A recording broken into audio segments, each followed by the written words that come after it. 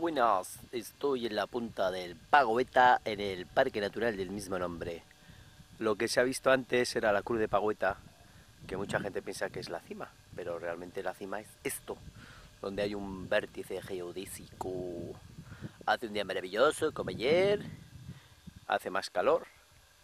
Y nada, he subido aquí para quitarme el clavo de la noche anterior. Me está pegando el sol, pero bien. Bueno, pues nada, como siempre, una vez más, grabar bonitas vistas. Hasta luego. Ay, corozoco.